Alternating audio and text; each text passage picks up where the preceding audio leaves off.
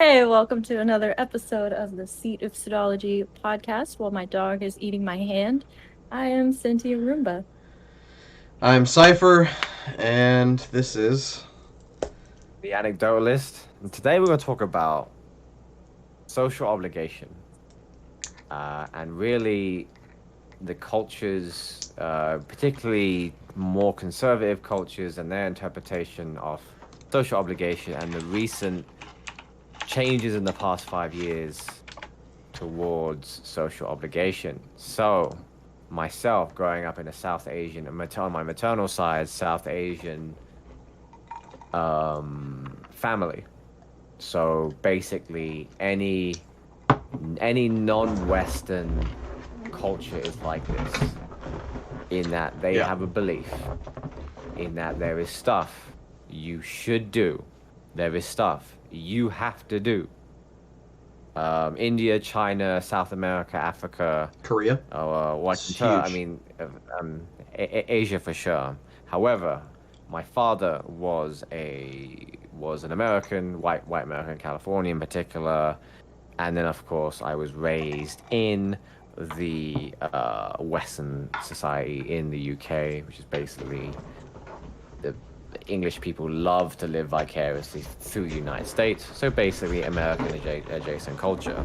So I was torn between a culture of believing that there is stuff you need to do, this is stuff you should do, and the more Western culture of like, do what you want, do what makes you happy, look after yourself, follow your dreams, whatever you are, compared to the South Asians, like, go to this fucking university, do this fucking thing, and you'll be happy. Do it this way, and you'll be fine.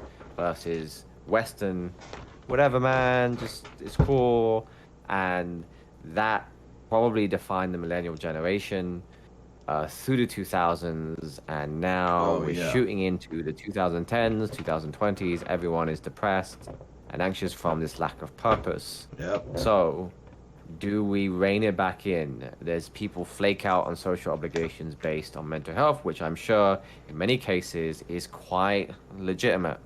But I feel like everyone now is generally quite flaky. Nobody has the word obligations. They're trying to remove obligations from our lexicon. You're not obliged to do anything anymore. Look after self-care, all this kind of stuff. Um, what do we, because when I'm raising my children, I want to keep that medium between stuff. Like, here, I'm going to tell you to do this stuff. I'm going to push you in this direction. Don't take it as gospel, but I really recommend that you follow this direction. You're going to end up like me and just fuck around for your 20s and end up with all sorts of mental health woes as a result. Yeah. So where are we? What do we do about this lack of social and, I don't know, life obligation? That's a great fucking intro. And that's a incredibly difficult topic.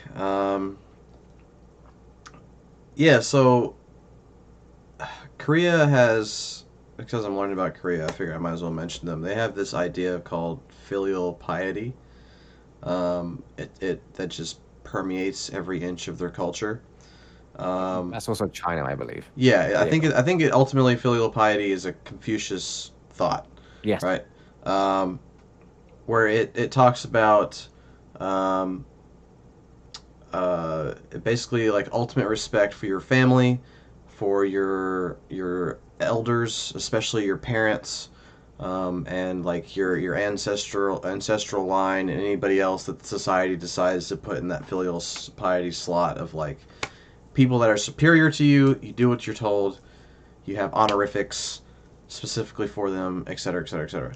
Um, I think you bring up a good point that like I think a direct result probably of not having that. Okay, maybe let me rein it back a little bit. I think that's one of the reasons why we're at a mental health almost crises point. Not maybe not crises, but it's rising, right? These mental health issues are rising because we don't have some sort of God, quote unquote, or cause to rally behind, or glue to hold us to like firm on a path anymore. Like we don't have anything like that over here because it's just like everyone go off in your own directions and live your own lives. Um, but what does that look like in a Western world? Because I don't think filial piety is the answer for a Western world because it just doesn't work for Yeah, that's us. where there's like a weird contradiction in Western culture because the conservative people who are generally more conservative would be more focused on the family Hmm. and like doing your duty and your roles to like the family and your community. But we also have a very individualistic libertarian streak Yeah. in the West too, which manifests in the left as like identity like libertarianism, like you need to be like your own person and you need to like strike out on your own and have like personal freedoms and stuff like that. But even then on the left, like they're more likely to be for the community, like, and in a financial way, if nothing else. But then the right are the ones who are more, I guess you could almost say, aligned with like Confucian values of like being close to your family first and then your community, and you slowly scale it up to the country Yeah. through those like concentric circles of ties. So it's almost like that sense of community that we could have is fractured between the right and the left, and it's manifesting differently on both sides, and it never really comes to fruition because like both sides are just always undercutting any policy that one side would do that would lead to something like that Yeah. in one respect. And so yeah, it's very difficult to have those kinds of values with our culture, which you could say that a lot of that is because of the type of people who went, specifically talking about the United States. Like a lot of the ancestors of the people who went to the United States are the ones that were independent enough to like leave and come and found like a new place. And so their lineages from that, it's like that whole somewhat pseudoscientific history of like anthropology talking about the difference between cultures that farmed communally and cultures that like herded animals, and how those like ripple effects ended up changing the dynamics of the societies going forward. Yeah. So yeah, it's a difficult one to impose those kinds of values in somewhere like the United States. Family is an interesting one because right now there's a social media current of rejecting toxic members of your family and things like Agreed. that. Like, it's family is really difficult to address. I don't think the left really think about this. But like raising my children, for example, I remember very vividly, um, like meeting military families, particularly a husband, wife, and a child or two. The husband is active duty, and the wife is fucking miserable because they don't have any family around. And I mean, I live where I live. I would rather live somewhere else, but raising children needs to be like it takes a village. Yes, it does. Like, you need to have, if you're raising kids, I don't think there has been any point in history where we raised children with just the two parents. Even going back to medieval Europe, you have nannies, you have tutors. Anywhere else out in, even in, not even in the West, in Southern Europe, Greece and Italy, Africa, South America, any society, you don't raise children with just two people.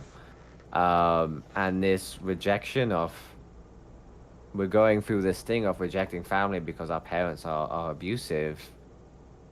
But I mean, that's also true. Yeah. It's So fuck, like, yeah. I mean, I think you have a duty to your family, you know, to like maintain those relationships with your family, right? At least growing up. Um, However, there's a gigantic caveat there.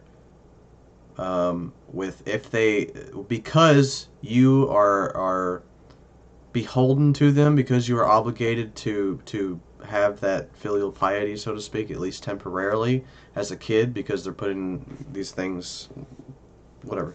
Like you have this obligation, but because you have that obligation, they have themselves an obligation in order to treat you a certain kind of way. And if they don't treat you that certain kind of way, then that contract's broken. That contract that you didn't really get a choice in signing um, is now broken. Um, I think if you, it's probably helpful to look at it like that, because like yeah, you should cut toxic family members out of your life.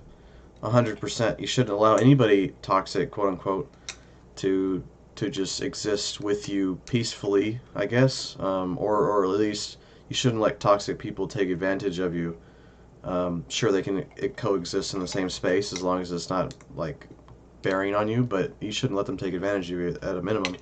Um, and and yeah, I mean, I think like you said, like nobody's ever been raised with just two parents throughout history. Like it's just not enough input for that child, because that's what we're doing as kids. We're just like observing at a very quick and fast scale, and the more input we can get, I think probably the better off that kid is integrating socially, right? Um, but it's I guess I don't know. I don't really see it as a hard balancing act necessarily. I think um, you just default to yeah, okay, this is my family. I care about them as far as they care about me. But as soon as they show that they don't necessarily care about me who I am, then it's time to go. And I think we've lost a little part of the equation that's important with like cutting out family members who are toxic, because of course there is a certain level where it's detrimental to your mental health or whatever, but something that we don't really have as much anymore is like familial wealth being passed on.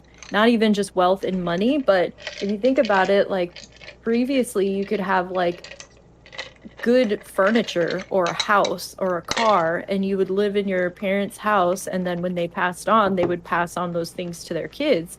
But now we have mostly disposable furniture, mostly like rental properties, and this atomization of people, and like less emphasis on families leads to more purchasing of disposable products and more like paying rent as opposed to like building up wealth that's passed down through like your family line. So it actually is better for the economy to have an atomization of individual people over families. Huh.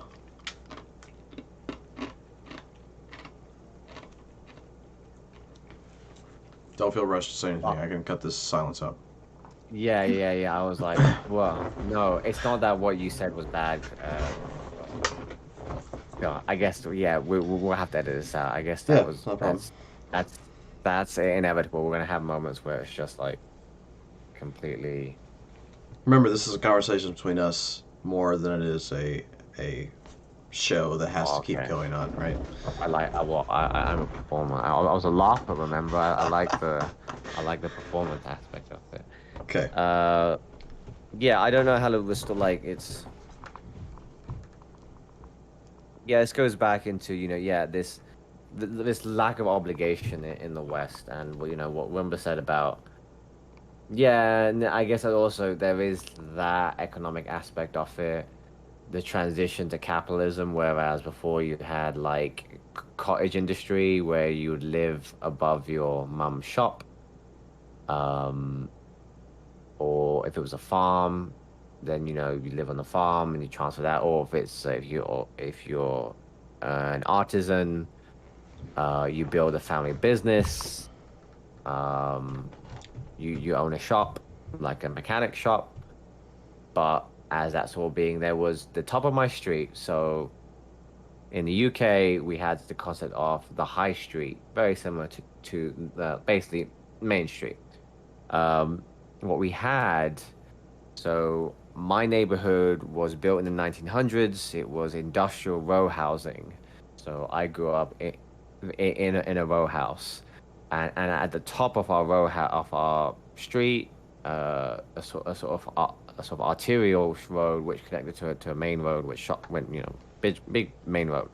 This small town, with this small scale sort of high street, as it were, used to have a barber shop, a butcher, a laundrette, a florist, a baker, a grocer, a taxi office, and this was in literally a 60-second walking distance down my little street. Now those have all been replaced by residences. So yeah, so there's, but a lot of those were family run and whatnot, and this was the 90s. So not, I don't know what it was like in the United States. It's the same thing with the small town and Walmart. Those corporations moved in and made it sort of redundant. So I'm almost curious then as to how the family unit is functioning in places. I know we talk about China so much in this podcast, but I feel like China is so important in sort of as the main other sort of cultural anchor of our planet right now. It's really helps understanding how things are functioning because they're not peripheral to American culture anymore, right? So I'm curious as to how, maybe even in Japan, how filial piety and capitalism, particularly, monopoly capitalism, how filial piety is undermined by capitalism. So I It's think certainly been completely destroyed in the West. I think that's more of a Western phenomenon because you still see filial piety in the East, at least from my studies and like things that I'm reading and seeing. Like I think they just put filial piety first, like in the beginning, and then after that has run its course, like after they're grown up, they're expected to go be like an individual. Like that's whenever but they still send money. Some, I mean, they is kind of broad, but like I think it's still pretty common to send money back home. It's still pretty common for the parents to still give financial help to the children. I know that I have a really good friend. It's a little bit west of China, but like I have a friend from Nepal who talks all the time about his like little Asian culture and Asian culture and stuff, and how the children are kind of seen as a retirement plan for the adults, and the adults give all of their upfront money. Like whenever the kid's born, the adults focus all of their efforts on the kid and making sure they're successful, so that the kid can focus all of their efforts on the adults whenever they grow up or whatever. But they're still kind of expected to kind of do their own thing. But at the same flip side, I think that's more of probably the liberal side of Asian culture from what I've seen, because I know a lot of Asian culture, at least second generation Asian Americans that I've spoken to, are like, yeah, my parents were pretty adamant about me being a doctor or a lawyer or a whatever the fuck else makes a lot of money, something lucrative. Like they push them in that direction. Like, hey, you're going to go do this. Hey, you're going to go do this. Well, There's tons of testimony about all that kind of stuff. the retirement plan, children as a retirement plan is not. That's a very common. That's might not even be an Eastern cultural thing. Like even in the West, when before industrialization, during feudalism, you just fucking punch out 10 kids, and like 5 will live, so they can maintain the farm. Mm-hmm. So as opposed to so I think that might be a sort of economic thing, Maybe, yeah. as opposed to, I mean, you even mentioned the term retirement plan, so automatically it's sort of like a question of economics, but Yeah. I just mean that there's a feeling of obligation to your family, no matter where you're at in life. to round it back, so we talked about the lack of sort of family, collapse of filial piety, or whatever form it existed in the West. Has we raise kids, particularly as a young parent, as a millennial parent. I see so many like posts on Reddit about mothers breaking down, and I mean, like, of course, like I get it as a male, as a father, when I'm alone with my kids. I mean, I sort of get to those extent, but it's almost like a meme just seeing all the millennial mothers just posting about how it's, how they're having like such a hard time and they're breaking down and they're like crying and apologizing to their kid for being a stronger, like not being a stronger mother, that kind of thing. And that kind of goes back to, well, you shouldn't. I mean, people have successfully raised children as a single parent. So I'm not trying to say that's not valid, right? But historically, we raise kids in the village. But there's this collapse of the family, okay? Has it likewise, is there any relationship with the fact that I text somebody and they don't text me back? Like they just leave me on red. Like we go back to the idea of like family and social obligation. Yeah, not we just used family. to we used to call each other a lot in the 2000s. Then we didn't want to do that because it was too awkward. So we moved on to texting each other, and that became the preferred method of communication. Yep. Now we just don't want to fucking speak to each other. Period. Yep. We don't even want to text each other. Yeah. So what happened there? Well, so How did we get there? I think having social anxiety and social interactions is the default state of people, right? At least that's kind of a broad claim, but I would claim that at least generically speaking, right? Having social anxiety is pretty generic. Um, but we grow out of that quickly the more socialized that we are, right? You become numb to this idea of like, yes, I'm sure some people always have some form of social anxiety. Maybe they're too self-aware or they're too for who knows how many reasons. But I think most people, you know, at least even anecdotally speaking, my social anxiety I can deal with very easily now because I've been forcefully shoved into social situations my whole life. Um, like back in the day, I had like we couldn't just cancel on someone mid mid appointment because I would have to call their house and then ask for them and see if they're still there. And if they're not still there, oh fuck! Like I have no way to get a hold of them. I better show up there, as otherwise I'm going to be a super dick because I stood them up. Yeah. Of course. Now you Oh, have yeah, like yeah. this illusion that you flaking is any better than you standing them up, even though it's the same thing. Where we think it's okay because we can apologize in the moment and say, hey, before you actually go, um, don't bother. Like I can't do it anymore, or I'm not feeling up to it. Which those are valid, but I think that we're we have more chance to evade social situations now, so we're taking the road of least resistance and avoiding social situations now, and so we're not being as It's we're like a not getting downward as spiral. calloused towards those like that social Calloused, yeah. anxiety. Yeah.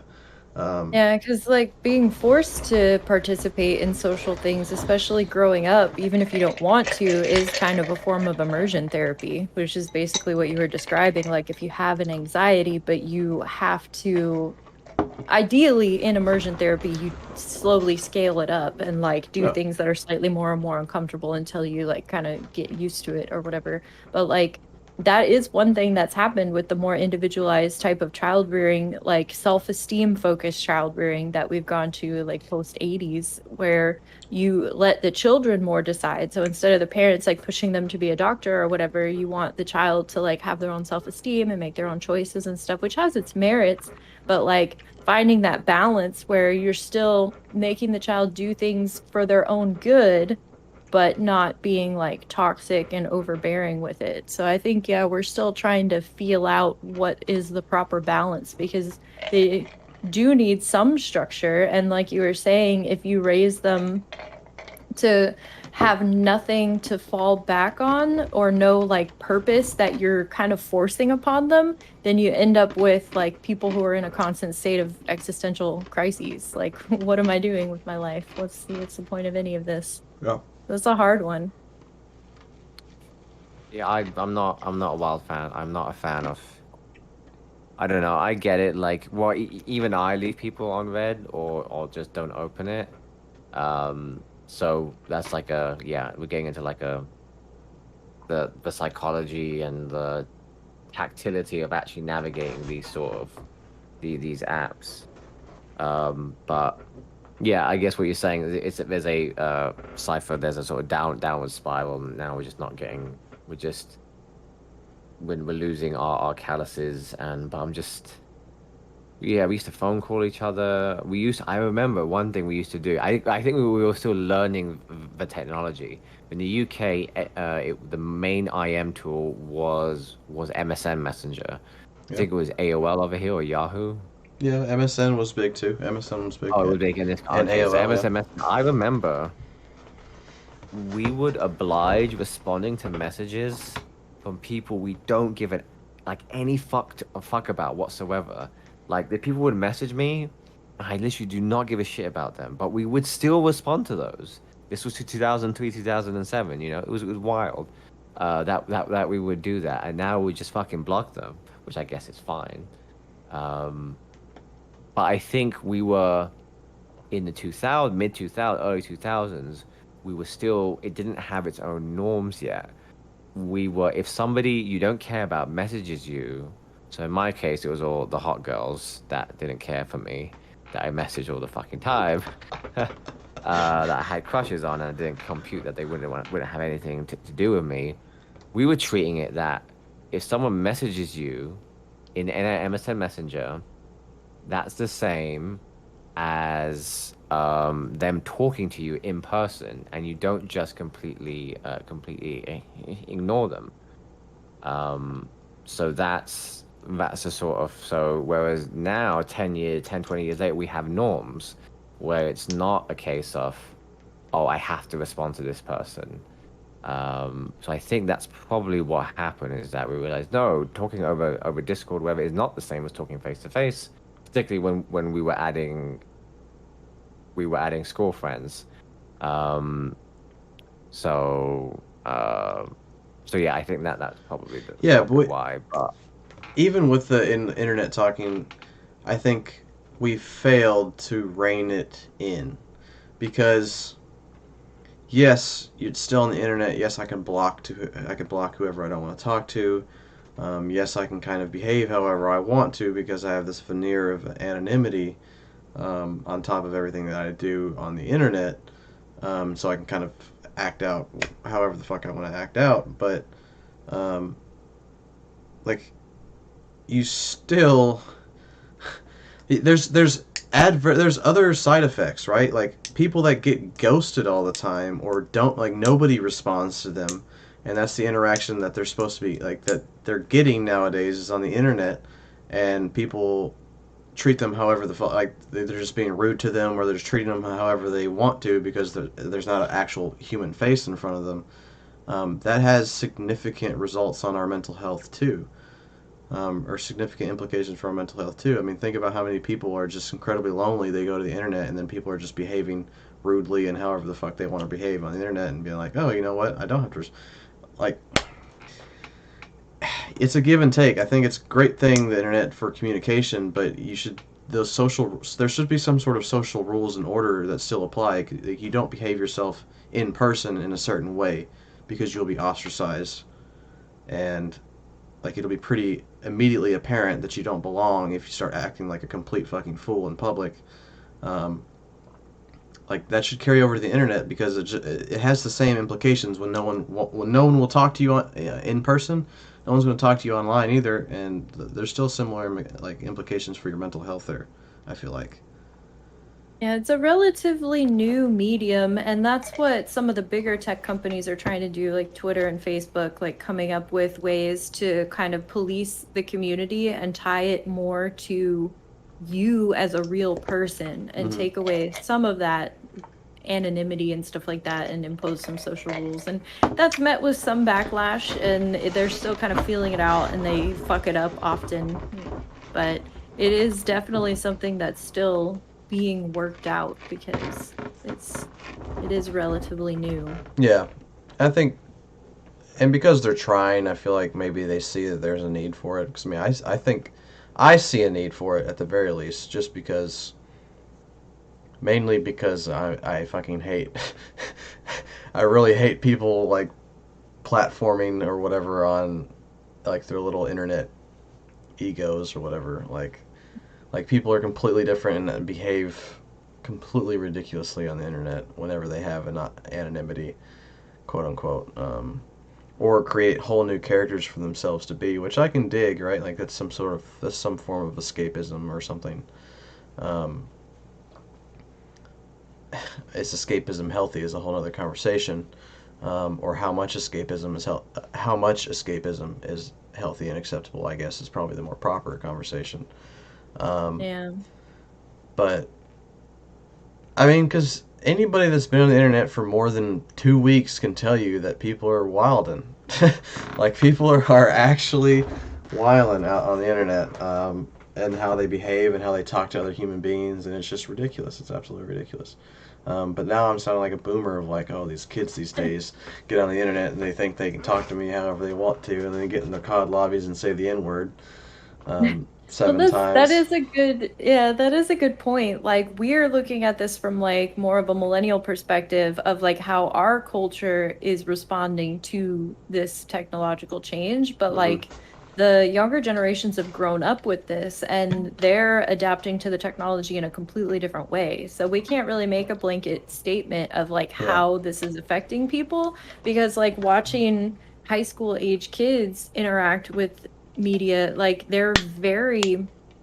they're very still engaged with people that they know IRL and like they're cross-platforming and like talking to each other through all these different mediums, but like it's not the same way that we are interacting with it right. and they're not getting anywhere near the same experience that we are. So I would just be careful about like generalizing about the degeneration of society because we're Yeah, seeing how people who adapted to it are reconciling pre-internet world with post-internet world and having kids and growing up and being yeah. adults now. But that's not necessarily indicative of what internet culture is or is becoming with everyone else.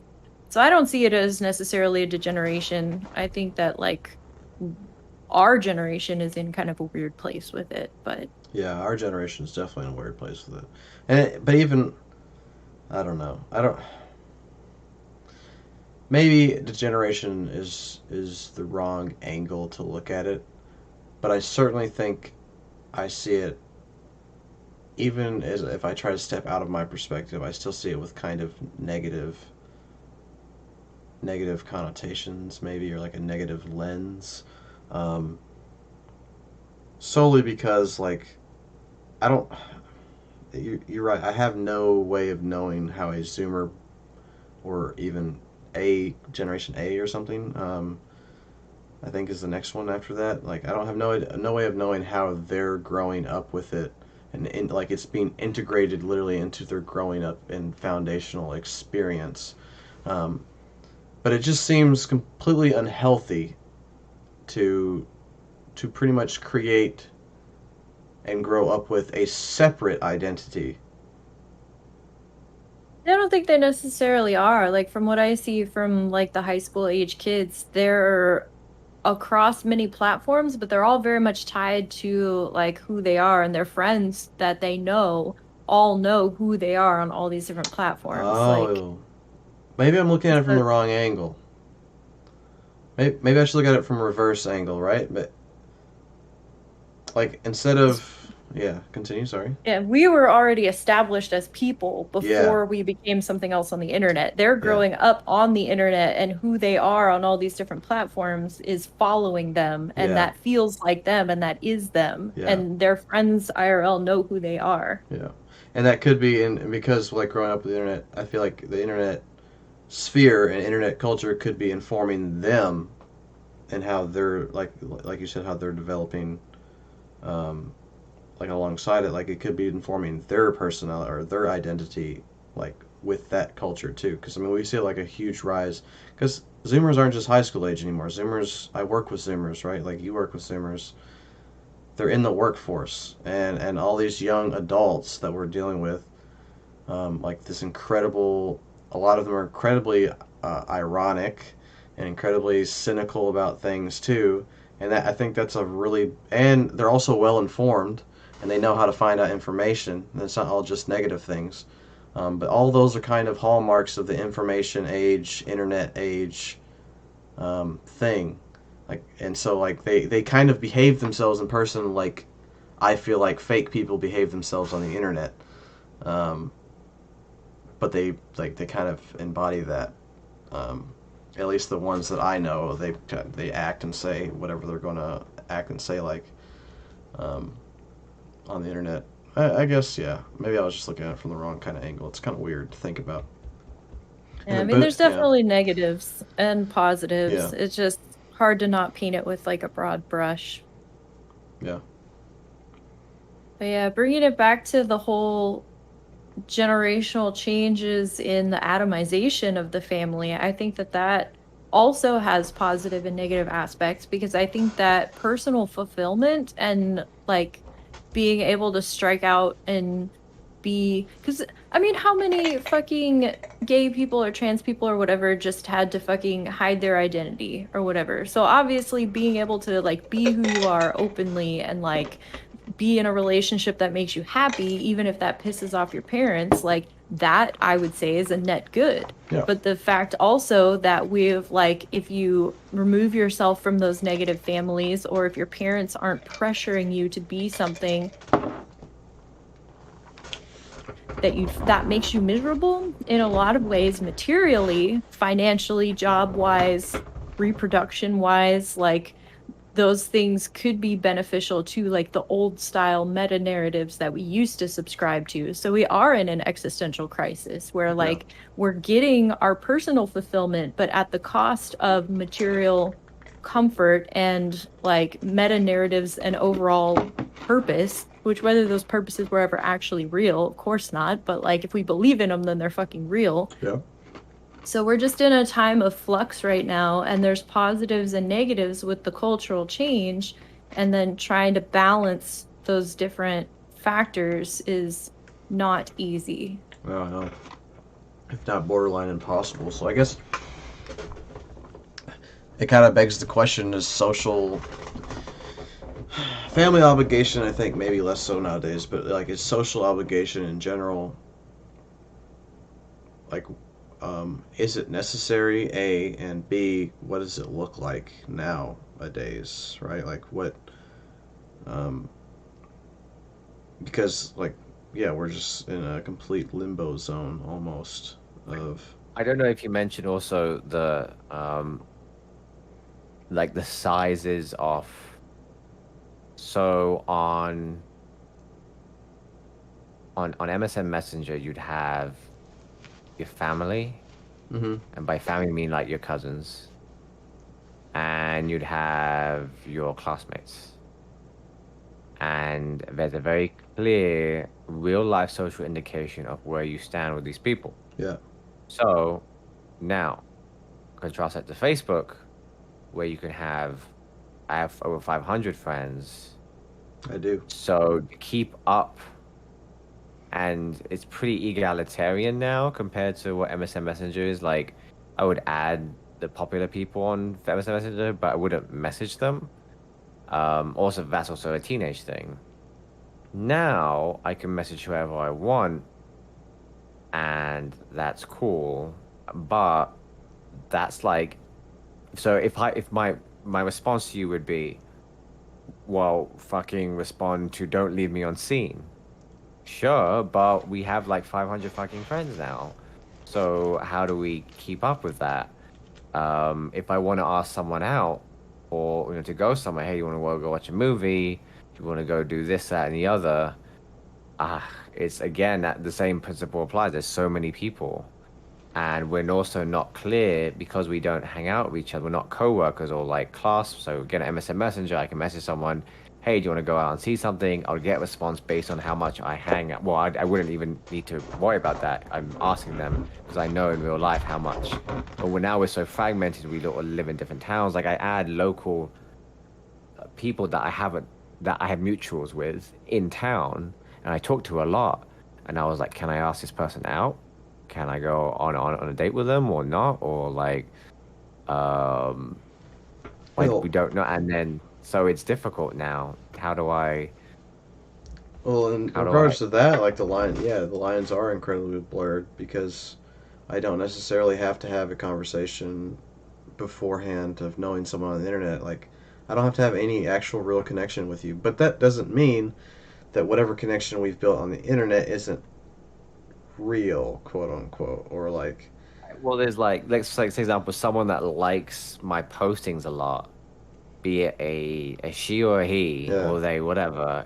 Does that mean I can ask them out? Are Okay, you do you want thinking to go about watch a asking me movie? out? Well, yeah. Well, when I say asking out, I'm just using date in a very broad sense here. So Yeah. I did actually do that. I asked. I mean, I met him in real life originally, and I've met him multiple times, and I haven't seen him in like 2 years. I just messaged him, "Hey, you want to go watch this movie?" So we went to go and watch the movie. We went to Yard House and then we went out. So, but there's people that like who are local that consistently like my stuff, and I'm like, can I message them? Can I go? You want to hang out with my wife and kids? You want to go to the park with your kids? Well, I mean, anecdotally like, speaking, you know that you can. Like, what about our relationship, me and you, right? We never even talked in person except a brief exchange of, hey, okay, what's your background information? What's your background information? Okay, cool. While we're standing in line in front of a building, right? And then started following you on the internet and started liking all your posts, and then Yeah, hey, it worked. It fucking and, worked. and then whenever I was in the area, I was like, hey, I know you're in the area. Let's meet up, right? And then here we are today. So I think you just use your best judgment. we are. So maybe we are just building new norms then. I Yeah. think that's what you're talking about Yeah. when I had to take a break. I should try it out. I should message some people and be like, "You want to hang out?" Now you're the new neighborhood Definitely. creep. Yeah, it is like trying to figure out the new social norms or whatever because like that's yeah, I feel like again for the kids who grew up with it, it's a little bit more natural, but for us the transition like from internet dating being like this kind of cringe thing to Yep. now like I would say a large portion of people meet and My get wife. into relationships over the internet. Yeah, like Yeah. my guy and I met on the internet too. So Can't wait. it's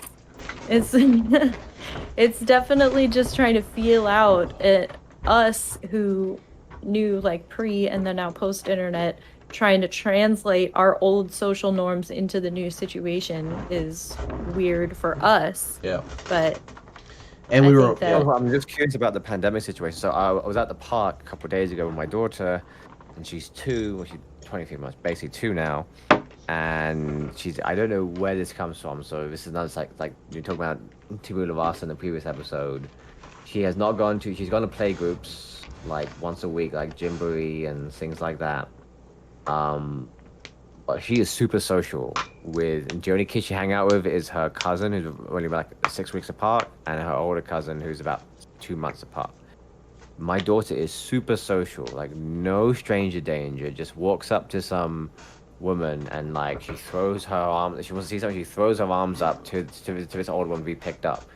She's super social. And anyway, what was happening is that she invited herself to this little not barbecue, sorry, grill that was taking place in one of the gazebos. This is a public park, and it was clearly it was a Hispanic and a black family, so it wasn't obviously they were friends, right? They weren't like family. I mean, there's basically more than one family, and they like. And none of this is a pandemic thing. They might be my age or slightly older. I mean, I look pretty young for 31.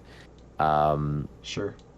And they offered my daughter a packet of chips, and a juice box. And I was like, oh, no, she's fine. She's got water here, kind of thing. And I'm thinking, well, back in the 90s, at least at night, that's how I would have said yes, and that's how you join, that's how you make friends. It's like Yeah. you meet people at like the beach, And offer the at gift. swimming pool. And I flat out rejected it, and I'm just like, and my mother, who is like super out, she's like cringe outgoing, she's like to the extreme, and she's always like, you should talk to these people, why are you ignoring them, blah blah blah, and I'm like, no, mother. But she's kind of like, I should have, yeah, I mean, that's how I would have made, like, they had kids my age, not my age, kids my age, Jesus. They had kids my daughter's age, and then another thing, my daughter, like, went up to these they were doing some sort of it was a white guy and a Korean lady and I don't know. They were doing, I think it's Polynesian. They were doing some Polynesian thing together. It's like a very New York City Park thing that they were doing. They were doing some like a native dance together, and my daughter was getting involved in it. She was watching and trying to copy by just like twirling around. And I was thinking, this is how you make friends, but the millennial kind of awkwardness kind of took over there. Yeah. And I could have just made new fam. Me and my wife talk about this, like, you know, we went to Gymboree for like a good year, pre-pandemic and little post deep pandemic, I guess. And we didn't make any fucking new friends. And we had people our age, with kids the same age, and we were just like, millennial cringe or derp. Yep. We derped out. Derp. So, yeah, I don't. Yeah, I mean, I've met so many friends, and even the person I'm dating, like, I've met them just, I go to the local coffee shop every weekend and sit down, put a chessboard in front of me, and read a book, and just kind of wait and see out, and people that are outgoing. You serious, dude? That's, Yeah, wow. I mean, I'm serious. No. And I've got so many numbers. Someone invited me to a threesome the other day that I've talked to one time at a coffee shop. It's insane. It turns out if you just put yourself out into the world comes to, you know, meet you, because that's where it's at. That just sounds like I didn't mean that in like a patronizing way, but it's so like rom-com-y fucking. You can say it in a patronizing way. I think that deserves being Whatever. patronized. Whatever. I'll take the patronization. That sounds like almost like too good to be true, but I guess. Like the person was like reaching out, was saying, "Does your daughter want a packet of crisps?" Yeah. Or is and your you like rudely just denied their offering. They're crisps. Yeah, they're crisps. Well, I know you're trying to make us feel bad, but yeah, we just got to make the effort, and I don't know if it's like a millennial. It's either a millennial thing, a British thing, awkward thing. Cultural, generational. I'm curious, Roomba, what you would have done in that situation. I would have done the same thing. Like, to me, but I have issues with like taking anything from other people because I take it as like an insult. Like, I don't need your fucking charity or whatever. Like, I can feed my child, like, or any kind of help from anyone else. And that's something that I've kind of learned, because that is a part of like creating bonds or whatever, is mutual aid and stuff. Like, if you ask someone else to help you with a small favor, it actually makes them like you. And then obviously giving someone a gift is one of the big things in psychology of persuasion, and that's why companies will like give you a free gift to get you to like buy something or whatever. So accepting those kinds of favors is important to building friendships and social bonds, is what I'm saying. Like, but I find it incredibly off-putting as well. Well, you can't build friendships like and social bonds, so I guess it makes sense. It's true. This is why I have no friends. Yeah. But also, like, here's another thing is, this is related, but we haven't talked about it, or it hasn't been brought up yet. Political outlook. People are like unfriending based on politics now. And we're talking about what we want for this podcast, be more like sort of free speech based. But for me, at least as a POC, some of these politics inform, especially as a parent and a POC, some of these politics informs their value system as well. And this is interesting. This is a new, interesting discussion. So when we were at Gymboree with parents our age, you know, millennials in their 30s with kids in the toddler range, we see like a white couple, and we're like, me and Rio are like, because Rio, oh shit, that's my wife's name. Can you bleep that out? Anyway, it's fine. But my wife is like, and me and her were like, so but my wife is Hispanic, although she's pretty like damn I thought pale. she was white, yeah. Yeah, no, she's Hispanic. We're just kind of like, oh, they're both white. Like, that's like, just by the white person having the audacity to date like another white person, isn't that racist nowadays? You know, like, so So it's difficult because, like, oh, if they're a Trump voter, like, we just don't want our kids hanging out with that. I don't know, this value set. Whereas we saw, but even then, we still didn't approach any couples which were either like mixed race, either like as in like a white one spouse and black or brown other spouse and things like that. But that's another thing. And at the park when I turned down the people, I did make, and it's a bit classist of me, I did make a sort of quick judgment. Maybe it's not, maybe I'm being too harsh on myself, but just looking at them, like, I just thought, I don't think I have anything to share with them. But that's just, I don't know. I feel like that's probably an excuse, because it wasn't about me, it's about the kids, right? And they weren't white people either, they're Hispanic and black, so. That's probably I'm probably coming up with a very bad excuse for why I turned it down. But I am making nowadays. You just kind of you make well, 20 in the 90s. You make friends with people of different political beliefs, and it's just haha. We just vote differently. That's okay. I vote blue this way. I vote red this way. But now it's like, well, you vote this way. This is like a whole moral judgment.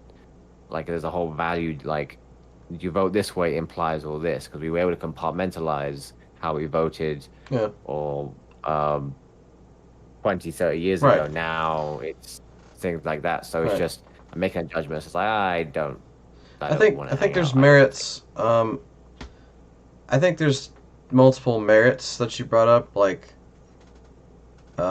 specifically, like I think you should be able to gatekeep, quote unquote, your friends based on their values, right?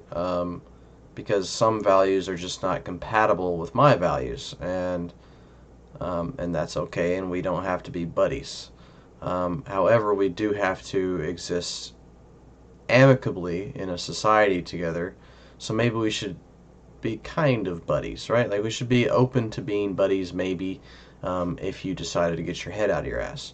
But I think also the more important point here that I would like to make is like I don't think that um, you're making a pretty drastic assumption that the voters are informed. Um, and that's an assumption that I try my best, and maybe it's elitist of me to think this, but like I try my best to just assume that people that vote a certain way are just completely uninformed. Maybe not vote a certain way, but I just assume that most people are uninformed about how they vote. And so whenever I take into account their political parties, because political parties to me seems a lot like religion to me in the West, at least, because that's where I'm from. Of like it's more of a cultural inherited kind of belief than it is a well-informed kind of belief. And so we can take the road of, well, it's the internet age, you have no excuse to be uninformed. But even that's like, well, not everyone has access to these sources that we do or even knows about them, that everyone has access to this internet like reliably. And excuse me, you know yourself how easy it is to get stuck into a bubble where you're only receiving a certain kind of and like you're only receiving certain kinds of input, so that's the only thing that you're going to produce as well. That's why anybody that can write worth a lick will tell you that you also have to read a lot in order to in order to write. Like you just have to receive input in order to be able to produce, original ideas and be Yeah, able to kind of definitely. form your I own value also system. definitely think I'm just thinking I'm making a huge excuse for why we're not making this because I'm just thinking of like coworkers in my current job. Like I'm definitely talking to people who vote or or lean this way politically, saying vote like this is the thing we do here. Yeah. You need that meme like we don't do that here. I don't mention the word vote, but like they lean that political, and we talk about many things, and none of it is like these conversations aren't going to come up.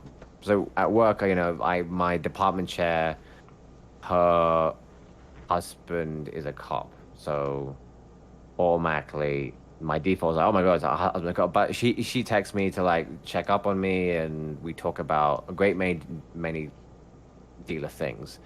I have another colleague who's still subscribe to like the five races theory, and I brought it up because I wanted to bring it up in the context of like teaching Nazism, and they just brought up like the five races theory just because like they believe in it. And I'm like, okay, but I mean that doesn't matter. So with like kids, you would talk about me introducing my kids. You would just talk about, because what we talk, going back to the idea of family, right? Even if they're conservative, they're still gonna, when we're raising our kids to interact with each other, they're still, that's not gonna be a political fucking yeah. I'm looking back at myself and realizing, that's completely nonsense what I done. But if they're family values driven, then they're probably just gonna be just as positive when it comes to inculcating those values of like, share, hand that stuff back. None of that is politically informed, and I don't know why I seriously thought any of that is. So they might be great parents, loving and kind parents, and share those values. Yeah. Those kids aren't going to broach the topics of race until until a little bit later. And when they do, now you have a teaching opportunity, right? Like, let your kid like get all of these bad ideas so that you can walk them through why they're bad ideas. Same thing with yourself. Like, I also don't. I'm almost like want you to cut what we just talked about out, because that was kind of like no, but don't, because I think that this was great. This was a good learning. It's fine. Thing. It felt long. It wasn't that long. Okay, good. Because I was checking the time. It wasn't that long. It just drives on. So sometimes. our conclusions are: we are building new norms. Yeah, the world's changing, so we should talk about it. And we tried. I tried once again, asking the big question of like, well, what should these norms look like? And are they necessary, and what do they look like? And maybe not norms. What did I say? What kind of social practices or something? Fuck. What did I say now? Yeah, no social. It was right whenever you came in, and then you went back to the topic that we had already passed over, but it was fine because it still worked out. Okay, cool. Yeah. Well, yeah. No, I think we're talking about the 500 people on Facebook. Got to try it out. So to anyone watching, listening this, try asking this person that's in your local town that you only know on Facebook, and if they've been liking your stuff, if you've been DMing them, and just fucking ask them out. Yeah. There's our conclusion. Send them a DM. See what happens. Go to the local coffee shop. Learn how to play chess first. Put a chessboard out in front of you. Or don't. Be bad at it. Yeah. I mean, learn the rules. Just learn the rules. I don't mean like be good at it. Sit down. It's very much possible, like, to meet people. For me, it's with kids. I would love to have done what you described, especially where you live. Yeah, I've met a lot of really cool people and had a lot of really cool experiences. Just well, that ship has sailed for me. But still, in terms of kids, I'm definitely going to be more. I'm going to try it, because I got to try just like, hey, is this weird? Can I like add your? Well, it's different when you're two parents, but can I add your number? Do you want our kids to hang out later? Dude, you have the perfect excuse. Hey, new parent, I have a kid I need to socialize. You guys look well adjusted. I guess we're so scared of like. You guys look well adjusted. It's also a little bit different. We set up a play date like at a local public place. Right, but back in the 90s, it was like we exchanged like house phone numbers. So you had to pick a very specific and convenient time. So you can freely give your house phone number out, because they're only going to call you at a certain time, convenient time. By giving a cell phone number out, you're making yourself available. So I think people might feel a bit more vulnerable with that. That's the new gift. Phone number. You're making yourself very available compared to your house phone number. So, I work during these days. Try to call me between 6 and 7, so you can shut them out for that period of time. So I think that might be a hurdle millennials are experiencing in making those connections. Is our time is the crisps. We're making ourselves available for this relationship to flourish. But there's our conclusion. Message people. Ask people out on Facebook. They're liking your stuff, being like, all right, slide in my DMs. What are you waiting for?